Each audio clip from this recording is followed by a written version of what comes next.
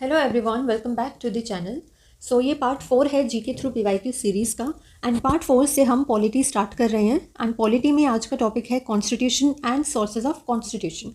Constitution कब form हुआ, किसने ड्राफ्ट किया, क्या फीचर्स है कॉन्स्टिट्यूशन के, ओवरऑल सभी पीवाईक्यूज़ करेंगे related to constitution and sources of constitution. So video start करते हैं। फर्स्ट क्वेश्चन है, who moved the objective resolution that was later adopted as the preamble of the Constitution of India? तो objective resolution को present किसने किया था? जवाहरलाल नेहरू ने। ठीक है, ऑब्जेक्टिव रेजोल्यूशन जिसे लेटर ऑन अडॉप्ट किया गया था as preamble of constitution of India, ये जवाहरलाल नेहरू ने प्रस्तुत किया था 13 दिसंबर 1946 को। ओके, ऑब्जेक्टिव रेजोल्यूशन को ऑफिशियली अडॉप्ट कब किया गया था? अडॉप्ट किया गया था 22 जनवरी 1947 को। ओके, मूव किया गया 13 दिसंबर 1946 को by Jawaharlal Nehru and adopt किया गया 22 जनवरी 1947 को। नेक्स्ट क्वेश्चन देखते हैं। संविधान दिवस इज सेलिब्रेटेड ऑन 26 नवंबर। संविधान दिवस जिसे कॉन्स्टिट्यूशन डे भी कहा जाता है, ये मनाया जाता है हर साल 26 नवंबर को। क्यों मनाया जाता है 26 नवंबर को? क्योंकि 26 नवंबर 1949 को कॉन्स्टिट्यूशन को अडॉप्ट किया गया था। ठीक है, और कॉन्स्टिट्यूशन को लागू कब से किया गया था, इनैक्ट कब किया गया था? 26 जनवरी 1950। ओके, कॉन्स्टिट्यूशन अडॉप्ट हुआ 26 नवंबर 1949 और इनैक्ट हुआ, लागू हुआ 26 जनवरी 1950। और फर्स्ट क्वेश्चन में हमने देखा था ऑब्जेक्टिव रेजोल्यूशन पास कब हुआ? 13 दिसंबर 1946 और अडॉप्ट कब किया गया? 22 जनवरी 1947। Okay, next question. The ceremony that marks the end of Republic day celebrations is called the beating retreat ceremony. अब देखो 2024 में जो रिपब्लिक डे आया था, ये 75th रिपब्लिक डे था और इसमें चीफ गेस्ट कौन थे? फ्रांस के president Emmanuel Macron. Okay, next question. Which of the following terms is not included in the preamble of Indian constitution? So preamble में कौन कौन सी टर्म्स इंक्लूडेड है? देखो, इनिशियली प्रियम्बल में इन टर्म्स को इंक्लूड किया गया था: sovereign, democratic, Republic, fraternity,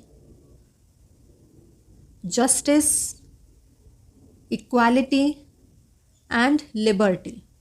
in terms को इनिशियली प्रियम्बल में इंक्लूड किया गया था और फिर 42nd अमेंडमेंट 1976 से 42nd अमेंडमेंट एक्ट 1976 से 3 टर्म्स को और ऐड किया गया था प्रियम्बल में। वो 3 टर्म्स कौन सी थी? Socialist, secular and integrity. ठीक है, इन तीनों टर्म्स को 42nd अमेंडमेंट एक्ट 1976 से ऐड किया गया था। ठीक है, सो करेक्ट आंसर है ऑप्शन डी, फेडरलिज्म इंक्लूडेड नहीं है। Okay, next question. Which is not a unitary feature of the constitution of India? So by cameral legislature जो है, ये यूनिटरी फीचर नहीं है कॉन्स्टिट्यूशन ऑफ इंडिया का। इंडिया में देखो सभी स्टेट्स में बाई कैमरल लेजिस्लेचर नहीं है, ओनली 6 स्टेट्स हैं जिसमें बाई कैमरल लेजिस्लेचर इंडिया में है। ठीक है, वो 6 राज्य कौन से हैं जिसमें बाई कैमरल लेजिस्लेचर है? आंध्र प्रदेश, तेलंगाना, बिहार,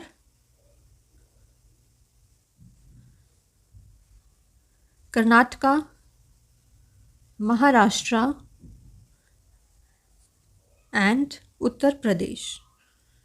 ठीक है, ये 6 स्टेट्स हैं जिसमें बाई कैमरल लेजिस्लेचर है, यानी कि इन सभी स्टेट्स में legislative assembly and legislative council दोनों है। Okay, Andhra Pradesh, Telangana, Bihar, Karnataka, Maharashtra and Uttar Pradesh. Next question. Which feature of the Indian Constitution refers to the existence of more than one level of government in the country? तो Indian constitution के कौन से feature से ये पता चलता है कि हमारी कंट्री में एक से ज़्यादा लेवल ऑफ गवर्नमेंट है? सो हमें ये पता चलता है फेडरलिज्म से। ठीक है, फेडरलिज्म सिस्टम ऑफ गवर्नमेंट है जिसमें पावर्स को सेंटर एंड स्टेट और प्रोविंसेस में डिवाइड किया जाता है। ठीक है, फेडरलिज्म में पावर को सेंटर एंड स्टेट और प्रोविंसेस में डिवाइड किया जाता है। Okay, next question, who among the following described the Indian constitution as quasi federal? तो इंडियन कॉन्स्टिट्यूशन को क्वाजी फेडरल कहा था केसी व्हियर ने। Okay, next, eighth question is, with reference to the Constituent Assembly, which of the following statement is correct? तो constituent assembly से जुड़ा कौन सा वाक्य जो है वो सही है? ऑप्शन बी सही है। कॉन्स्टिट्यूंट असेंबली ने नेशनल एंथम को अडॉप्ट किया था जनवरी 1950 को। ठीक है, एग्जैक्ट डेट है 24 जनवरी 1950 को national anthem and national song दोनों को अडॉप्ट किया गया था। और कॉन्स्टिट्यूंट असेंबली ने नेशनल फ्लैग को अडॉप्ट किया था 22 जुलाई 1947 को। ठीक है, next question, how many female members were part of the constituent assembly that framed the constitution of India? तो कॉन्स्टिट्यूएंट असेंबली में कितनी फीमेल मेंबर्स जो थे वो मौजूद थे? कॉन्स्टिट्यूएंट असेंबली में 15 फीमेल मेंबर्स मौजूद थी। ठीक है, अब कॉन्स्टिट्यूएंट असेंबली का फॉर्मेशन कब हुआ था? कॉन्स्टिट्यूएंट असेंबली का फॉर्मेशन हुआ था 6 दिसंबर 1946 को। और आइडिया ऑफ कॉन्स्टिट्यूएंट असेंबली किसने दिया था कि कॉन्स्टिट्यूएंट असेंबली फॉर्म करनी चाहिए जो फिर बाद में कॉन्स्टिट्यूशन को ड्राफ्ट करेगी? ये आइडिया दिया था एम.एन. रॉय ने 1934 में। ओके, अब कॉन्स्टिट्यूएंट असेंबली 6 दिसंबर 1946 को बन गई थी। अब इसमें स्टार्टिंग में टेम्परेरी चेयरमैन बनाए गए थे। किन्हें बनाया गया था टेम्परेरी चेयरमैन? सच्चिदानंद सिन्हा। ओके, और परमानेंट मेंबर कौन बने थे कॉन्स्टिट्यूएंट असेंबली के? परमानेंट मेंबर थे Rajendra Prasad, doctor Rajendra Prasad permanent chairman थे कॉन्स्टिट्यूएंट असेंबली के। कॉन्स्टिट्यूशनल एडवाइज़र कौन थे? कॉन्स्टिट्यूशनल एडवाइज़र थे बी.एन. राव। बी.एन. राव थे कॉन्स्टिट्यूशनल एडवाइज़र। और ड्राफ्टिंग कमेटी के चेयरमैन कौन थे? ड्राफ्टिंग कमेटी के चेयरमैन थे बी.आर. अंबेडकर। ठीक है, ये ड्राफ्टिंग कमेटी के चेयरमैन थे। ओके, नेक्स्ट क्वेश्चन देखते हैं, Who was the chairman of the House Committee of the Constituent Assembly of India? तो कॉन्स्टिट्यूएंट असेंबली में कुछ कमिटीज़ बनाई गई थी, उसमें से हाउस कमेटी के चेयरमैन कौन थे? हाउस कमेटी के चेयरमैन थे B Pattabhi Sitaramayya. Okay, A V. Thakkar कौन थे? ए.वी. ठाकुर भील सेवा मंडल के फाउंडर थे 1922 में। जे.बी. कृपलानी जो थे ये प्रेसिडेंट थे कांग्रेस के जब देश आज़ाद हुआ था उस टाइम पर। ठीक है, और के.एम. मुंशी कौन थे? के.एम. मुंशी भारतीय विद्या भवन की स्थापना की थी के.एम. मुंशी ने 1938 में, और ये कॉन्स्टिट्यूएंट असेंबली के मेंबर भी थे। ठीक है, हाउस कमेटी के चेयरमैन थे B Pattabhi Sitaramayya. Next question, Alladi Krishna Swami Iyer was the chairman of the dash of the constituent assembly of India. So Alladi Krishna Swami Iyer जो थे ये क्रेडेंशियल कमेटी के चेयरमैन थे। ठीक है, यूनियन पावर्स कमेटी के चेयरमैन थे Jawaharlal Nehru. Order of business committee के चेयरमैन थे KM. Munshi. Fundamental rights sub committee के चेयरमैन थे जे.बी. कृपलानी। और इससे पहले हमने 10th क्वेश्चन में देखा था हाउस कमेटी के चेयरमैन थे बी पट्टाभी सीतारमैया। ठीक है, अब कुछ और कमेटीज़ भी देख लेते हैं, उनके चेयरमैन देख लेते हैं कौन थे। Advisory committee on fundamental rights, इसके चेयरमैन कौन थे एडवाइजरी कमेटी के? वल्लभ भाई पटेल। ठीक है, ad hoc committee on national flag थी, इसके चेयरमैन थे राजेंद्र प्रसाद। ठीक है, committee on functions of constituent assembly, constituent assembly के क्या फंक्शंस होंगे इस पर कमेटी बनाई गई थी, इसके चेयरमैन थे G.V.. Mavalankar. Okay, G.V.. Mavalankar. और प्रोविंशियल कॉन्स्टिट्यूएंट कमेटी के हेड कौन थे? सरदार वल्लभ भाई पटेल। सरदार वल्लभ भाई पटेल जो थे दो कमेटीज़ के चेयरमैन थे, एक तो advisory committee on fundamental rights minorities tribal and excluded areas, और प्रोविंशियल कॉन्स्टिट्यूएंट कमेटी के हेड थे। ठीक है, नेक्स्ट क्वेश्चन देखते हैं, The Constituent Assembly was reorganized by Section Dash of the Indian Independence Act 1947. तो कॉन्स्टिट्यूंट असेंबली को reorganise किया था सेक्शन 8 सब सेक्शन 1 से. ठीक है. Next question. GV Mavalankar was the chairman of the dash of the constituent assembly of India. अभी हमने ये डिस्कस किया था. जीवी मावलंकर जो थे ये चेयरमैन थे committee on the functions of constituent assembly के, और जीवी मावलंकर जो थे ये फर्स्ट स्पीकर ऑफ लोकसभा थे. ठीक है. फर्स्ट स्पीकर ऑफ लोकसभा जीवी Mavalankar. Next question. When was the 10th session of the constituent assembly held. तो कॉन्स्टिट्यूंट असेंबली का 10th सेशन कब किया गया था. 10th सेशन हुआ था 6 to 17 अक्टूबर 1949 को. ओके. अब देखो कॉन्स्टिट्यूंट असेंबली ने कॉन्स्टिट्यूशन को ड्राफ्ट करने में 2 years 11 months एंड 17 days का समय लिया था.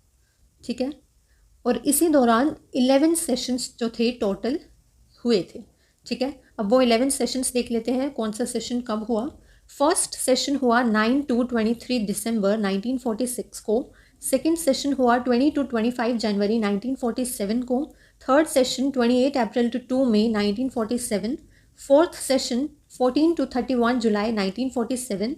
फिफ्थ सेशन 14 to 30 अगस्त 1947. सिक्स्थ सेशन 27 जनवरी 1948 को किया गया. सेवेंथ सेशन 4 नवंबर 1948 to 8 जनवरी 1949 तक चला. एट्थ सेशन 16 मई to 16 जून 1949 तक किया गया. नाइन्थ सेशन 30 जुलाई to 18 सितंबर 1949 तक हुआ.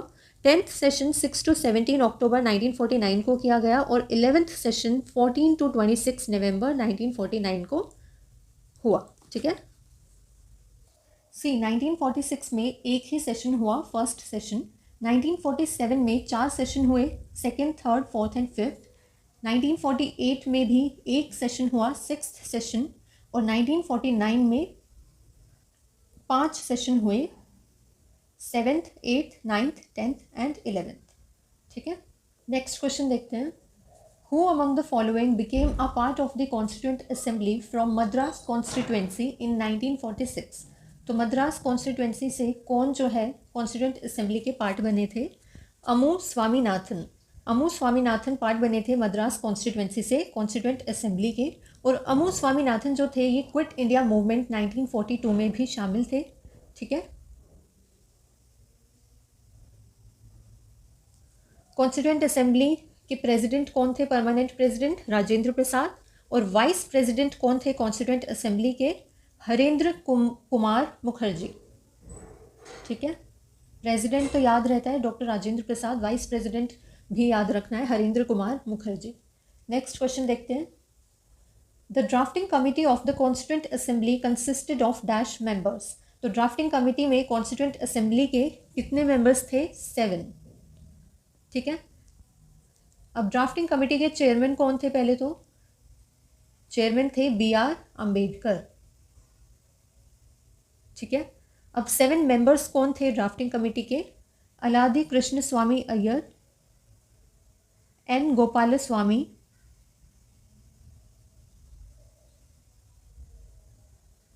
BR Ambedkar, KM Munshi, Mohammad Saadulla, BL Mitter and DP Khaitan. ये 7 मेंबर्स थे ड्राफ्टिंग कमेटी के. ठीक है. Next question. The constitution of India was handwritten by Prem Bihari Narayan Raizada. Prem Bihari Narayan Raizada ने 6 months में 395 आर्टिकल्स 8 शेड्यूल्स एंड प्रियम्बल को लिखा था बोथ हिंदी एंड इंग्लिश में. ठीक है. तो hand written by Prem Bihari Narayan Raizada. ठीक है. नेक्स्ट क्वेश्चन देखते हैं. When did the first meeting of the constituent assembly took place. तो कॉन्स्टिट्यूंट असेंबली की फर्स्ट मीटिंग कब हुई थी. 9 दिसंबर 1946 को. ठीक है. Next question. 19th क्वेश्चन है. The total membership of the constituent assembly was 389 of which dash were representatives of princely states. देखो 389 मेंबर्स थे कॉन्स्टिट्यूएंट असेंबली में, जिसमें से प्रिंसली स्टेट्स के रिप्रेजेंटेटिव्स कितने थे? 93।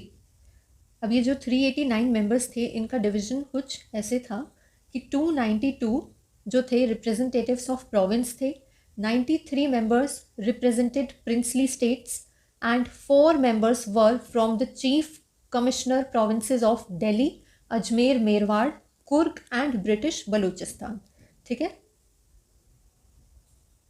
Next question. The members of the Constituent Assembly signed the Constitution of India on dash। तो Constituent Assembly के members ने इंडियन कॉन्स्टिट्यूशन को साइन कब किया था? 24 जनवरी 1950 को। ठीक है, 21st question is in which of the following years did the Indian national Congress make the demand for a constituent assembly. तो आईएनसी ने कॉन्स्टिट्यूएंट असेंबली की डिमांड कौन से ईयर में की थी? 1934 में। और किसने की थी डिमांड? आइडिया किसका था? एमएन रॉय का।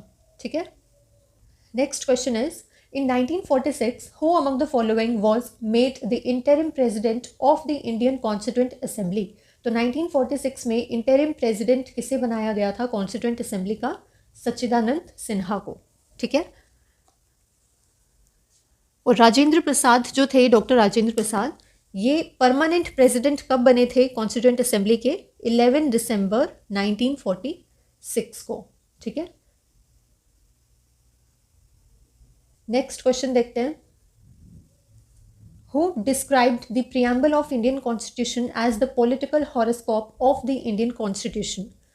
तो इंडियन कॉन्स्टिट्यूशन के प्रियम्बल को political horoscope of Indian constitution किसने कहा था? कन्हैया लाल मानिकलाल मुंशी ने। ठीक है, next question. When was the first constituent assembly election held in India.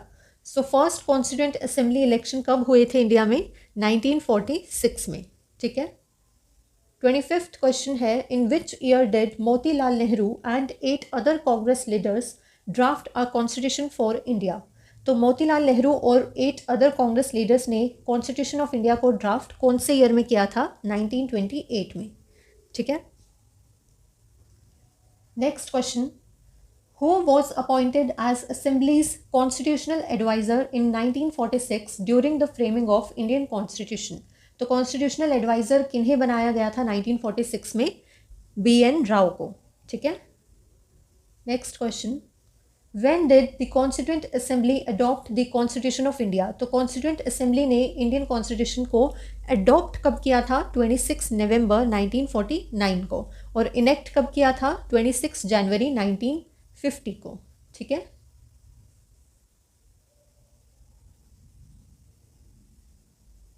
Next question. In 1967, which of the following languages was included in the list of state languages of the Indian Constitution? तो 1967 में कौन सी language जो है वो include की गई थी list of state languages में? सिंधी को इंक्लूड किया गया था 1967 में। ठीक है, अब जो 22 लैंग्वेजेस है इनका रिकॉग्निशन कॉन्स्टिट्यूशन के कौन से शेड्यूल में है? 8th शेड्यूल में। ठीक है, next question. Who among the following was not a part of the Constituent Assembly responsible to draft the Constitution? तो Constituent Assembly का पार्ट कौन नहीं थे जिन्होंने ड्राफ्ट किया कॉन्स्टिट्यूशन? उसमें कौन शामिल नहीं थे? महात्मा गांधी, सरदार वल्लभ भाई पटेल, जवाहरलाल नेहरू, BR अम्बेडकर, ये ड्राफ्टिंग ऑफ कॉन्स्टिट्यूशन में शामिल थे। नेक्स्ट क्वेश्चन देखते हैं। The first health minister of independent India was. तो इंडिपेंडेंट इंडिया के फर्स्ट हेल्थ मिनिस्टर कौन थे? राजकुमारी BBG अमृत कौर। ठीक है, अब सोर्सेज ऑफ इंडियन कॉन्स्टिट्यूशन देखते हैं। कौन सी कंट्री के कॉन्स्टिट्यूशन से क्या क्या इंडियन कॉन्स्टिट्यूशन में इंक्लूड किया गया है ये सब देखेंगे। सो ब्रिटिश से हमने क्या क्या लिया? Parliamentary form of government, cabinet system, by cameralism, single citizenship, rule of law and office of CAG। ठीक है, पार्लियामेंट से रिलेटेड चीज़ें जो है वो हमने ब्रिटिश कॉन्स्टिट्यूशन से लिया है मोस्टली। अब अमेरिका देखते हैं, US से क्या क्या लिया। US से हमने लिया है fundamental rights, process of impeachment of president, independent judiciary, judicial review, procedure of removal of जज of supreme court and high court, preamble and functions of president and vice president. Fundamental rights लिए हमने US से। President को हटाना कैसे है, impeachment का process कैसे होगा प्रेसिडेंट का, वो हमने यूएस से लिया। इंडिपेंडेंट जुडिशरी होगी जो किसी पर डिपेंडेंट नहीं होगा। हमारा जो सुप्रीम कोर्ट हाई कोर्ट है वो किसी पर डिपेंडेंट नहीं है, उनका सुप्रीम कोर्ट का जो वर्डिक्ट होता है वो फाइनल होता है, राइट। तो इंडिपेंडेंट जुडिशरी लिया हमने यूएस से। Judicial review, procedure of removal of जज, अगर हमें सुप्रीम कोर्ट हाई कोर्ट के जजेस को रिमूव करना है उसका प्रोसेस क्या होगा, ये अमेरिका से लिया। प्रियम्बल और functions of president and vice president, preamble हमने यूएस से लिया है और प्रेसिडेंट और वाइस प्रेसिडेंट के क्या फंक्शंस होंगे ये भी हमने यूएस से लिया, ठीक है। देखो, ब्रिटिश से हमने पार्लियामेंट से रिलेटेड चीज़ें ली है और यूएस से हमने जज से रिलेटेड चीज़ें ली है। फंडामेंटल राइट्स एंड जुडिशियल से रिलेटेड जो चीज़ें हैं वो हमने यूएस से ली है, ठीक है। Next, Ireland. आयरलैंड से हमने क्या लिया, directive principle of state policy, method of election of president, president को कैसे चुना जाएगा, कैसे इलेक्ट किया जाएगा, ये हमने आयरलैंड से लिया। Nomination of members in Rajya Sabha by president, president किन्हें नॉमिनेट करेगा राज्यसभा के मेंबर्स के तौर पे, ये भी हमने आयरलैंड से लिया, ठीक है। नॉमिनेशन इलेक्शन से रिलेटेड हमने लिया है आयरलैंड से, ठीक है। कनाडा से federation with strong centre, residuary powers, appointment of state governors bye centre, supreme courts advisory jurisdiction. Federation with strong centre यानी कि पावर जो है उसे डिवाइड किया जाएगा सेंटर एंड स्टेट में, ठीक है। रेजिडुअरी पावर्स किसे दी जा रही है, सेंटर को। देखो, सेंटर को कुछ भी पावरफुल बना रहा है तो वो कनाडा से आ रहा है, ठीक है। Appointment of state governors bye centre, इससे भी सेंटर पावरफुल हो रहा है ना। सो कनाडा से हमने जो भी चीज़ सेंटर को पावरफुल बना रही है वो कनाडा से आ रही है, इस तरह से इसको याद रखना। नेक्स्ट देखते हैं ऑस्ट्रेलिया। ऑस्ट्रेलिया से हमने कॉन्करेंट लिस्ट लिया, freedom of trade, joint sitting of parliament. Concurrent list क्या होती है, कॉन्करेंट लिस्ट वो लिस्ट है जिस पर स्टेट और सेंटर दोनों लॉ बना सकते हैं, ठीक है। दोनों कानून बना रहे हैं, स्टेट भी और सेंटर भी, ठीक है। अब रशिया से हमने लिया है fundamental duties, ideals of justice in preamble, justice को हमने इंक्लूड किया है प्रियम्बल में रशिया के कॉन्स्टिट्यूशन से, ठीक है। जर्मनी से हमने इमरजेंसी पावर्स ली हैं, ओके। जर्मनी से एक ही है emergency power, okay. Next, south Africa. South Africa से हमने अमेंडमेंट ऑफ एक्ट्स लिया है, एक्ट्स में कुछ भी अमेंडमेंट की जाती है वो हमने साउथ अफ्रीका से लिया है। Election of members of Rajya Sabha, Rajya Sabha के मेंबर्स का इलेक्शन होना चाहिए, ये बात हमने ली है साउथ अफ्रीका से, ये पॉइंट लिया है साउथ अफ्रीका से, ठीक है। देखो, हमने इससे पहले देखा था कि प्रेसिडेंट राज्यसभा में मेंबर्स को नॉमिनेट करेगा, ये पॉइंट हमने लिया था आयरलैंड से। लेकिन राज्यसभा में मेंबर्स को इलेक्ट किया जाएगा, ये पॉइंट हमने लिया साउथ अफ्रीका से, ठीक है। अमेंडमेंट और election of members of Rajya Sabha.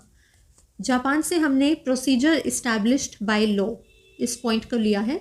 France से Republican system, principles of liberty, equality and fraternity, ठीक है। जस्टिस हमने लिया था रशिया से, लिबर्टी, इक्वालिटी एंड फ्रेटर्निटी हमने लिया फ्रांस से, ओके। अब क्वेश्चंस देख लेते हैं सोर्सेज ऑफ कॉन्स्टिट्यूशन के।